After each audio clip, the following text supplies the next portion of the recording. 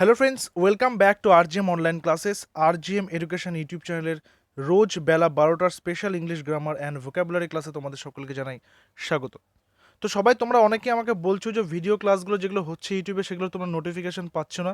তো তোমরা এক কাজ করবে, তোমরা যারা এখনও পর্যন্ত চ্যানেলটি সাবস্ক্রাইব করে রাখোনি তারা চ্যানেলটি সাবস্ক্রাইব করে রাখলে টাইম মতো নোটিফিকেশন পেয়ে যাবে। অথবা তোমরা আমাদের টেলিগ্রাম চ্যানেলে যুক্ত হয়ে যেতে পারো, যেখানে আমরা প্রত্যেক দিন ক্লাসের আগে সেখানে ক্লাসের লিঙ্ক কিন্তু দিয়ে দিই। সেই লিঙ্ক থেকে তোমরা সরাসরি ক্লাসে যুক্ত হয়ে যেতে পারবে। তো আমাদের টেলিগ্রাম চ্যানেলের লিঙ্ক আমি নিচে ডেসক্রিপশনে দিয়েছি, সেখান থেকে তোমরা জয়েন হতে পারো। অথবা টেলিগ্রামে গিয়ে সার্চ করতে পারো আমাদের চ্যানেলের নাম দিয়ে আরজিএম এডুকেশন, তোমরা সেখানে কিন্তু জয়েন হতে পারো। ঠিক আছে? তো আজকে আমরা আলোচনা করব গতকালকের ক্লাসের রেশ ধরেই। গতকাল আমরা ক্লাসে আলোচনা করেছিলাম voice change of interrogative sentence বা প্রশ্নসূচক বাক্যে কী করে ভয়েস চেঞ্জ করতে হয়। আজকে করব ভয়েস চেঞ্জের এক্সেপশনাল ক্লাস একটা আছে, মানে কিছু এক্সেপশনাল কেসেস যেগুলো থাকবে, যেগুলো বিভিন্ন ব্যতিক্রমী নিয়ম রয়েছে সেগুলো নিয়ে আলোচনা করব। এবং আজকের এটাই কিন্তু ভয়েস চেঞ্জের লাস্ট ক্লাস। এরপরে আমরা অন্যান্য টপিকে প্রবেশ করব। তো প্রত্যেকটা যেগুলো উদাহরণ আলোচনা করব, উদাহরণের সাথে সাথে একটা করে নতুন নিয়ম আলোচনা করব। তার পাশাপাশি তোমাদের জন্য হোম টাস্কের ব্যবস্থাও কিন্তু রয়েছে। তো আর দেরি না করে শুরু করছি। দেখো, English grammar and vocabulary class number 14, voice change special exceptional cases. কি আছে প্রথম প্রশ্নে? প্রথম প্রশ্নে দিয়েছে cut your hair. Cut your hair. দেখো, ভয়েস চেঞ্জ করার সময় সবার প্রথমে আমাদের যেটা জানতে হবে সেটা আমি বলেছিলাম, সাবজেক্ট, ভার্ব অ্যান্ড অবজেক্ট, তাই কি না? অর্থাৎ আমি সাবজেক্ট পাবো কিভাবে? কে বা কারা দিয়ে প্রশ্ন করলে সাবজেক্ট পাবো, আর অবজেক্ট পাবো কিভাবে? কি বা কাকে দিয়ে প্রশ্ন করলে অবজেক্ট পাবো। এগুলো আমরা আগের দুটো ক্লাসে জেনেছি। এই বাক্যটা বলা হয়েছে কাট ইওর হেয়ার, অর্থাৎ তোমার চুলটা কাটবে। ঠিক আছে? তাহলে এখানে কাট, কাট দিয়ে বাক্যটা যেহেতু শুরু হচ্ছে, এটা একটা কি ভার্ব। তো যখন এরকম একটা ভার্ব দিয়ে বাক্যটা শুরু হচ্ছে, মেন ভার্ব দিয়ে বাক্যটা শুরু হচ্ছে, সাবজেক্ট যেখানে নেই, সাবজেক্ট উজ্জ্ব রয়েছে, সে অর্ডার করছে, তখন এই ধরনের বাক্যগুলোকে বলা হয়েছে ইম্পারেটিভ সেন্টেন্স। ঠিক আছে? ইম্পারেটিভ সেন্টেন্স বা অনুজ্ঞাসূচক বাক্য, যেখানে আদেশ, অনুরোধ, উপদেশ ইত্যাদি সেন্সকে বোঝানো হয়। তো এই ধরনের বাক্যগুলোর ক্ষেত্রে আমরা একটা নিয়ম জানি, যেটা লেট দিয়ে করতে হয়, তাই না? লেট দিয়ে আমি এর আগের দিন ক্লাসে বলেছিলাম, let plus object plus be plus V3। এই নিয়মটা আমরা তো প্রত্যেকে জানি, লেট দিয়ে করতে হয়। কিন্তু এইটা লেট দিয়ে করলে কিন্তু হবে না। এটার একটা স্পেশাল নিয়ম রয়েছে। কারণ তোমাকে যখন চুল কাটতে চুল কাটার কথা বলা হয়েছে, তুমি তো নিজে নিজে চুল কাটতে পারবে না। তোমাকে তো সেলুন যেতে হবে বা পার্লার যেতে হবে চুল কাটার জন্য, তাই তো? তো সেই কারণে তোমার চুলটা কেউ না কেউ কেটে দেবে, কোনো একজন বারবার সে কেটে দেবে তোমার চুলটা। তো সেই কারণে যে যখন মনে রাখবে ইম্পারেটিভ সেন্টেন্সে যে কোনো কাজ যখন তুমি নিজে করতে পারবে না, অন্যকে দিয়ে করাতে হবে, তখন তোমাকে এখানে লেটের পরিবর্তে এখানে করতে হবে গেট বা হ্যাভ। ঠিক আছে? গেট বা হ্যাভ এখানে তোমাকে কিন্তু করতে হবে। অর্থাৎ আমাদের এখানে যে অপশানস রয়েছে, অপশন নাম্বার সি দেখো, গেট ইওর হেয়ার বি কাট। আমি যদি এই নিয়মটা দেখি তাহলে কি আছে? এখানে আমার গেট আসছে, তারপর ইওর হেয়ার আছে, এটা অবজেক্ট আসলো, তারপরে নিয়ম অনুযায়ী বি আছে, বি আসলো, তারপর ভার্বের থার্ড ফর্ম কাট। কাটের তিনটা ফর্মে কি? কাট, কাট, কাট। এরকম যে তিনটা ফর্ম রয়েছে, কিছু কিছু ভার্ব এগুলো রয়েছে যেগুলোর কোনো চেঞ্জেস নেই, যেমন কাট কাটেড হয় না, কাট কাট কাট, পুট পুট পুট। ঠিক আছে? এরকম অনেক রয়েছে আরও, সেগুলো নিয়ে না হয় একটা ভোকাবুলারি ক্লাস করে দেওয়া যাবে। আবার যদি আমি অপশন নাম্বার ডিটা দেখি, বলছে হ্যাভ ইওর হেয়ার বি কাট। তাহলে এখানেও কিন্তু আমার নিয়ম অনুযায়ী হ্যাভ আছে, অবজেক্ট আছে, বি আছে এবং কাট আছে।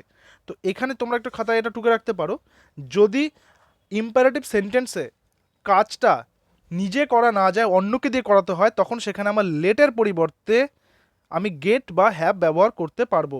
লেট ব্যবহার করলে সেটা কিন্তু ভুল। লেট ব্যবহার করা মানে কাজটা তুমি নিজে করছো, আর লেটের পরিবর্তে গেট বা হ্যাভ করা মানে তুমি কাজটা অন্য কাউকে দিয়ে করাচ্ছ। বোঝা গেছে? চলো এই ধরনের আরও একটি উদাহরণ প্র্যাকটিস করি। কি আছে? রিপেয়ার ইওর কার। তোমার গাড়িটাকে তুমি রিপেয়ার করো বা সেটাকে ঠিক করে নিয়ে আসো। তোমার গাড়িতে তুমি ঠিক করতে পারবে না, গাড়িতে কোথায় কি সমস্যা হচ্ছে সেটা কোনো মেকানিকই বলতে পারবে, তাই তো? তাহলে কাজটা যখন তুমি নিজে করতে পারবে না, তখন লেট দিয়ে আর সেটা করা যাবে না। একদম আগের নিয়মের মতো এটা কি হবে একটু আমরা দেখে নিই। তো সবার প্রথমে আমাদের কি আসবে নিয়ম অনুযায়ী? গেট, তারপর আসবে অবজেক্ট, তারপর আসবে বি, তারপর আসবে V3, তাই তো? তাহলে আমরা এখানে সবার প্রথমে দেখে নিই। গেট আছে, ইওর কার আছে, তারপর দেখো ওখানে রিপেয়ার দিয়েছে, বি তো দেয়নি। তাহলে অপশন নাম্বার ডিতে দিয়েছে get plus object plus be plus repaired. এই যে গেট লিখলাম, ইওর কার আমার এখানে অবজেক্ট, বি আসলো নিয়ম অনুযায়ী, ভার্বের থার্ড ফর্ম আসলো রিপেয়ারটা রিপেয়ার্ড। তাহলে এখানে অপশন নাম্বার ডি হয়ে যাচ্ছে সঠিক উত্তর। এবং মনে রাখবে পরীক্ষাতে যদি প্রশ্ন আসে বেশিরভাগ কিন্তু এই ধরনের বাক্যগুলোই দেয়, কারণ এক্সামিনার জানে যে তুমি লেট দিয়ে প্রচুর প্র্যাকটিস করেছো এবং তুমি এগুলো উদাহরণ দেখলে সঙ্গে সঙ্গে লেট দিয়েই করতে যাবে। তো তোমাকে এটা বুঝে নিতে হবে অর্থটা কী বলতে চাইছে, বোঝা গেল? আসি পরের প্রশ্নে এবং পরের নিয়মও বটে। দেখো এই বাক্যটা কি আছে, hurray we have won the match, অর্থাৎ হুররেটা মানে কি একটা আনন্দ বোঝায়। এবং এটা কী ধরনের বাক্য, যখনই এই চিহ্নটা দেখতে পারবে উপরে দাড়ির নিচে ফোঁটা, এটাকে বলা হয়েছে নোট অফ এক্সক্লামেশন মার্ক, বা বাংলাতে যদি বলি সেটা হচ্ছে বিস্ময়বোধক চিহ্ন। তাহলে বাক্যটা বিস্ময়বোধক বাক্য রয়েছে, বলছে হুররা we have won the match, অর্থাৎ আনন্দ করে চিৎকার করে বলছে আমরা ম্যাচটা জিতে গিয়েছি। তো এই ধরনের বাক্যগুলোর ন্যারেশন চেঞ্জ আমরা শিখেছি, বাট এগুলো ভয়েস চেঞ্জ কীভাবে করতে হয়। হুররে মানে কি একটা আনন্দ বোঝাচ্ছে, দেখো রিজয়েস মানেও আনন্দ, ডিলাইট মানেও আনন্দ, এক্সক্লেম ইন জয় মানেও কিন্তু আনন্দ। কিন্তু এটা ভয়েস চেঞ্জ কী করে করতে হয়, মনে রাখবে হুররে থাকুক বা অ্যালাস থাকুক, অ্যালাস মানে কি দুঃখ প্রদর্শন করা, বা যে কোনো সেন্সে থাকুক না কেন ইত্যাদি যেরকম যা রয়েছে সেটা সেম থাকবে, বাকি যে পার্টটা রয়েছে we have won the match এই পার্টটাকে আমাদের শুধু ভয়েস চেঞ্জ করতে হবে, বাকি পার্টটা সেম থাকবে। তো এখানে অপশন নাম্বার ডিটা একটু দেখে নাও, আমি এটাকে বক্স করে দিচ্ছি তোমাদের দেখার সুবিধার জন্যে। প্রথমে হুররেটা যা আছে তাই রাখলাম, তারপরে নোট অফ এক্সক্লামেশন মার্ক ছিল রাখলাম। এবার আমার এই যে সেন্সটা রয়েছে we have won the match, এটা কোন টেন্সে আছে বলো তো? এখানে হ্যাভ আছে আর ভার্বের থার্ড ফর্ম আছে না, হ্যাভ প্লাস ভার্বের থার্ড ফর্ম, তাহলে এটা হচ্ছে প্রেজেন্ট পারফেক্ট। প্রেজেন্ট পারফেক্টে হ্যাভ হ্যাজ থাকে, তাহলে আমি এটাকে ভয়েস চেঞ্জ করবো। তাহলে আমার এখানে সাবজেক্ট হলো উই, এটা সাবজেক্ট, অবজেক্ট হচ্ছে দ্য ম্যাচ, এটা অবজেক্ট, তাহলে আমার অবজেক্টটা সামনে চলে আসবে, দ্য ম্যাচ সামনে আসবে, দ্য ম্যাচ সামনে আসলো, সরি এখানে দ্য ম্যাচ দ্য গেম হয়েছে, এটা তোমরা একটু ব্যাপারটাকে বুঝে নেবে, এটা দ্য ম্যাচটাকেই টাইপিং করতে গিয়ে গেম হয়ে গেছে। তারপরে হ্যাবের জায়গায় কি আছে, আমার হ্যাভ বা হ্যাজ বসবে দ্য ম্যাচের সাথে বা দ্য গেমের সাথে, তাহলে আমার একটা থার্ড পার্সন সিঙ্গুলার নাম্বার, সেটাতে হ্যাজ বসলো। যদি এখানে ম্যাচেস থাকতো বা গেমস থাকতো তাহলে আমার এখানেও তো হ্যাভ, কারণ সাবজেক্টটা যদি প্লুরাল হয় তাহলে হ্যাভ বসে, সাবজেক্টটা যদি সিঙ্গুলার হয় তাহলে হ্যাজ বসে, বোঝা গেল? নেক্সট কি আছে, নেক্সট হচ্ছে আমার হ্যাভের সাথে বিন বসবে বা হ্যাজের সাথে বিন বসবে, কারণ পারফেক্টের প্যাসিভ ভয়েসে বিন বসে, বিন বসালাম।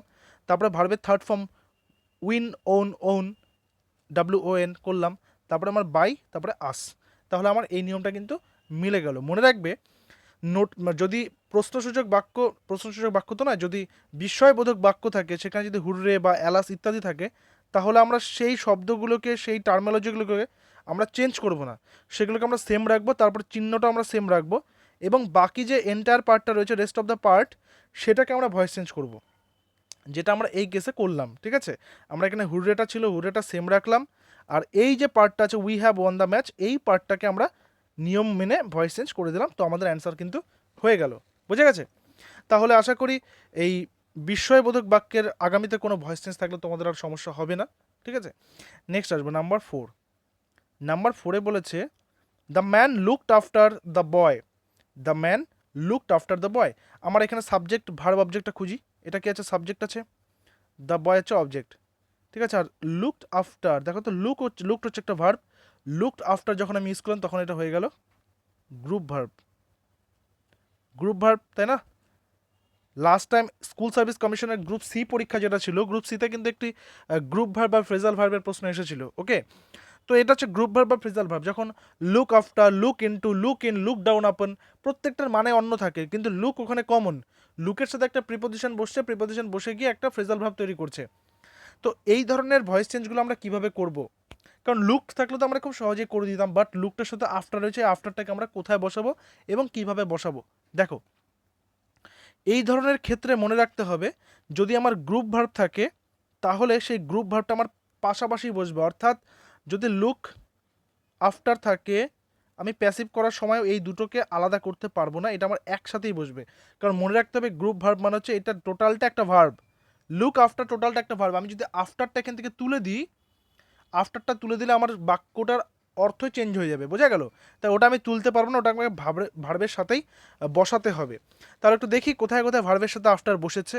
দেখো অপশন নাম্বার এতে লুকটার পরে বাই বসেছে, অপশন নাম্বার বিতেও লুকটার সাথে বাই বসেছে, তাহলে দুটো আমি কেটে দেবো। আমার থাকছে option number C and option number D, এখানে লুক আফটার আছে, এখানে লুকড আফটার রয়েছে। আচ্ছা এবার আমাকে দেখতে হবে এটা কোন টেন্সে আছে, লুকড আছে না, লুক, লুকড, লুকড, তার মানে ভার্বের সেকেন্ড ফর্ম বসেছে এটা, তার মানে এটা পাস্ট টেন্সে আছে। তাহলে পাস্ট টেন্সে আমাকে অক্সিলারি আনতে হবে কি, was oblique were, was oblique were আনতে হবে, তাহলে আমার এখানে অবজেক্টটা কি বসেছে, দ্য বয়, দ্য বয়টা সামনে আসবে। দ্য বয় মানে কি একটা ছেলে, একটা ছেলে মানে সিঙ্গুলার নাম্বার, তার সাথে বসবে ওয়াজ। অপশন নাম্বার সিটা তাহলে দেখো তোমরা একটু অ্যান্সারটা মিলিয়ে নাও, তোমরা অনেকেই সঠিক উত্তর করছো। এখানে দেখো বলেছে the boy was looked after by the man. এখানে ওয়্যার ছিল, ওয়্যার মানে তো অনেকগুলো বাচ্চার কথা বলছে, যদি এখানে বয়েজ থাকতো তাহলে আমি ওয়্যার করতে পারতাম, তাহলে আমার এখানে হয়ে গেল অপশন নাম্বার সি সঠিক উত্তর। তাহলে এই নিয়মটাতে আমরা জানলাম যে গ্রুপ ভার্ব বা ফ্রেজাল ভার্ব থাকলে আমরা সেটাকে আলাদা করতে পারবো না। লুক আফটার, লুক ইনটু বা যাই থাকুক, মেক আউট, আমরা সেটাকে সেম টু সেম রাখবো। সেম টু সেম বলতে আমরা গ্রুপ ভার্বটাকে গ্রুপ ভার্ব হিসেবেই বসাবো, সেটাকে আমরা ভেঙে দিতে পারবো না। পরের প্রশ্ন আসি, প্রশ্ন নম্বর 5 বলা হয়েছে টিয়ার্স ফিল্ড হার আইস। কোনো একজন মেয়ের কথা বলা হচ্ছে যার দুটো চোখ কিসে ভরে গেছে, জলে, চোখের জলে ভরে গেছে চোখ দুটো। আচ্ছা, এইখানে আমাদেরকে অর্থটা আমরা বুঝে গেলাম। আমি গতকাল একটা ক্লাসে যখন আমি করাচ্ছিলাম, নোন একটা উদাহরণ এসেছিল, যেখানে নোনের সাথে টু ব্যবহার করেছিলাম। আমি বলেছিলাম যে এক্সেপশনাল যে কেসেসগুলো হয় আর কোন কোন ভার্বের সঙ্গে কী কী বসে সেগুলো নিয়ে আমরা একটা ক্লাস করে নেব, ঠিক আছে? তাও এই বাক্যটা কিন্তু সেটারই একটা উদাহরণ বলতে পারো। টিয়ার্স ফিল্ড হার আইস, অর্থাৎ চোখের জল, তার চোখ দুটো ভর্তি হয়ে গেছে চোখের জলে। তো এটাকে আমরা কিভাবে চেঞ্জ করব? আমরা বেসিক্যালি প্যাসিভ ভয়েসে কী করি, বাই ইউজ করি, বাই দিয়ে একটা অংশ করি, তাই না? কিন্তু কিছু কিছু ক্ষেত্রে বাই ইউজ হয় না, বাইয়ের পরিবর্তে অন্য কিছু ইউজ হয়, তো সেটা আমরা দেখব। তো অপশানসগুলো বলেছে her eyes were field, field কি, টিয়ার্স এখানে লেখা নেই, তাহলে এটা উড়িয়ে দেবো, বাদ দিয়ে দেবো। বায়ু এটা তো হবে না, আমি যেহেতু বলে দিলাম এটা বাই হবে না, এটা বাদ। তাহলে আমার থাকছে option number C and option number D. বলেছে হার আইজ ওয়ার, হার আইজ ওয়ার, কারণ চোখ দুটো বলেছে না, প্লুরাল নাম্বার। ফিল্ড, ফিল্ডের থার্ড ফর্মে ফিল্ড হবে। আচ্ছা, এখানে বলছে ইন টিয়ার্স আর উইথ টিয়ার্স, তো এখানে হবে ফিল্ড উইথ, ফিল্ডের সঙ্গে আমরা উইথ ইউজ করবো সবসময়, ঠিক আছে? তো her eyes were filled with tears, option number C হয়ে যাবে এখানে সঠিক উত্তর। এছাড়াও আরও কিছু কিছু ভার্বস রয়েছে, কিছু কিছু ভার্বস, যেরকম মনে করো যে মনে থাকলো ইন্টারেস্টেড থাকলো, ইন্টারেস্টেড, তাহলে তার সাথে ইন বসবে দিয়ে বাকি অংশটা, ঠিক আছে? ম্যারিড থাকলো, ম্যারিড বিবাহ করা, ম্যারিড থাকলে তার সাথে উইথ বসবে, তারপরে অংশটা বাকি অংশটা, ঠিক আছে? মনে করো যে শকড থাকলো, শকড আশ্চর্য হয়ে যাওয়া, শকটের সাথেও কিন্তু কি বসবে, অ্যাট বসবে, শকড অ্যাট, ঠিক আছে? তারপরে মনে করো যে স্যাটিসফাইড থাকলো, মানে সন্তুষ্টিকরণ, স্যাটিসফাইড, স্যাটিসফাইড থাকলে তার সাথে বসবে উইথ। তো এইরকমই আরও কিছু উদাহরণ রয়েছে, যেমন ধরো নোনের সাথে টু বসে, ইন্টারেস্টেড ইন বসালাম, ম্যারিড উইথ বসালাম। সারপ্রাইজড থাকলো, সারপ্রাইজড অ্যাট, কোনো কিছুতে সে আশ্চর্যচকিত হচ্ছে, অ্যাস্ট্রোনাইজড, অ্যাস্ট্রোনাইজের সঙ্গে অ্যাট বসবে, শকড অ্যাট বসবে, স্যাটিসফাইড উইথ বসবে, চার্মড অ্যাট বসবে, চার্মিং বলো না, চার্মিং, চার্মড অ্যাট বসবে, ঠিক আছে? তো এই ধরনের কিছু কিছু ব্যতিক্রমী উদাহরণ কিন্তু রয়েছে এবং এগুলো পরীক্ষাতে বেশি করে আসে, এগুলো তোমাদেরকে প্রচুর পরিমাণে প্র্যাকটিস করতে হবে। প্র্যাকটিসের জন্য তোমরা বিশেষ করে মাধ্যমিকের যে কোনো একটা বই নিয়ে নিতে পারো, ঠিক আছে? এটা একটা সাজেশন হিসেবেই বলছি। মাধ্যমিক যারা স্টুডেন্টগুলো যে দেখবে যে বিভিন্ন রকমের কোশ্চেন ব্যাংক বা কোশ্চেন বাঞ্চ তারা প্র্যাকটিস করে থাকে, সেটা বিভিন্ন কোম্পানি রয়েছে, রে মার্টিন রয়েছে, দাফ এন্ড দাঁত রয়েছে, সেগুলো থেকে তোমরা যে কোনো একটা বই প্র্যাকটিস করতে পারো, সেখানে প্রচুর এক্সাম্পল রয়েছে। তোমরা আমাদের আরজিএম এডুকেশনের ক্লাসেসগুলো দেখো, দেখে যে টপিকগুলো করানো হচ্ছে সেই টপিকগুলো সেখান থেকে তোমরা প্র্যাকটিসও করতে পারো। তাতে কী হবে, তোমাদের প্র্যাকটিসটা যখন নতুন নতুন প্রশ্নের সঙ্গে তোমরা সম্মুখীন হবে তখন সমস্যায় পড়বে, এবং সমস্যায় পড়লে তোমরা যোগাযোগ করবে আমাদের সাথে, আমাদের এই কমেন্টে জানাতে পারো, তাহলে আমরা সেই উদাহরণগুলো নিয়ে পরবর্তী ক্লাসে তোমাদেরকে সেই ডাউটগুলো ক্লিয়ার করে দেবো। নেক্সট কোয়েশ্চেন বলেছে we elected him the president, subject we, elected V two, him হচ্ছে অবজেক্ট, আর দ্য প্রেসিডেন্টটা কি, দ্য প্রেসিডেন্টটাকে বলা হয় হচ্ছে কমপ্লিমেন্ট। অর্থাৎ এই যে হিম আছে না, আমি তো তাকেই প্রেসিডেন্ট বানিয়েছি, আমরা তো তাকেই প্রেসিডেন্ট বানিয়েছি, অর্থাৎ এটাকে বলা হচ্ছে অবজেক্ট কমপ্লিমেন্ট, ঠিক আছে? দেখো আমাদের চ্যানেলে একটা ভিডিও আমরা করেছিলাম এর আগে, একটা ভিডিও ক্লাস করেছিলাম যে অবজেক্ট আর কমপ্লিমেন্টের মধ্যে পার্থক্যটা কী। অর্থাৎ একটা বাক্যে আমরা ভার্বের পরে বসেছে মানে সেটা অবজেক্ট তা কিন্তু নয়, ভার্বের পরে কিন্তু কমপ্লিমেন্টও বসে। অবজেক্ট বা কমপ্লিমেন্ট যেটাকে একসাথে বলা হয় এক্সটেনশন, একটা মানে সেন্টেন্সের এক্সটেনশন পার্ট বলা হয়। তো কোনটা অবজেক্ট কোনটা কমপ্লিমেন্ট, তোমরা ইউটিউবে গিয়ে সার্চ করবে object and complement RGM education, তোমরা সেই ক্লাসটা পেয়ে যাবে, অবশ্যই দেখে নিও, ওটা জাস্ট 4 মিনিটের একটা ক্লাস রয়েছে, একদম বেসিক কনসেপ্টটা বুঝিয়ে দিয়েছি ওখানে।